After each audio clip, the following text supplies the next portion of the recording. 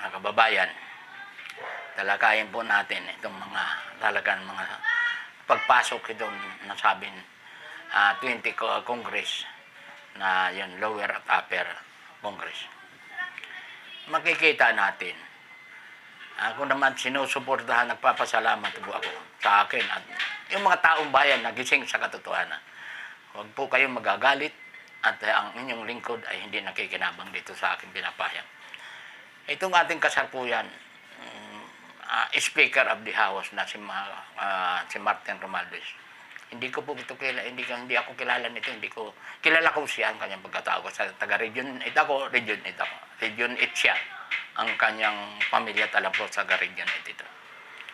Pero ako naniniwala, nagpapasalamat ako na mayroon tayo isang congressman at speaker ng House na sa katauhan ni Martin Romualdez.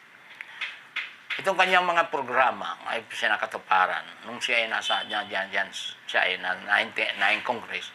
Nakita kong kanyang sinseridad. Bagaman ang ilan dito inaakusahan siya na namumulitika. Pero ako tama ako sa paniniwala, hindi siya namumulitika. Hindi ko nakitaan ito, nagpahayag ito sa mga pahayagan sa media na ganito. Tahimik siya pero kumikilos siya para sa kapakanan ng sambayan ng Pilipino.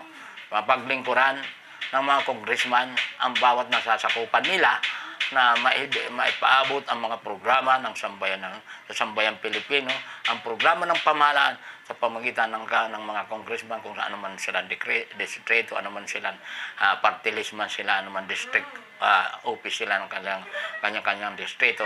Kung may kilos ito ng kasalukuyan, Speaker of the House na matulungan ang mga mamamayang Pilipino. Isa na rito, ako, marami ang na tumasang kilay ko rito. Isa na rito nga sinasabi natin. May isang tumatakbong dating congressman, sa isang congressman, at siya congressman pa rin, tumatakbong pagka-senador. Sa kanyang mga pahayag, at ako talagang pumalakpak, pati taing ako. Nung makapakinggan ko yung mga sinasabi na may mga bagay nga hindi ko nagustuhan kanyang sinasabi. Pero bandang huli pumalakpak yung aking tainga. Nang narinig ko na sinasabi itong tumakbong senador ngayon at kasalukuyang congressman. At sinasabi niya, yung nasabing ayuda daw, ang sinasabing, ang tawag to, itong ayuda na para sa mahirap. Para katotohanan ito, kahit ising kunduling,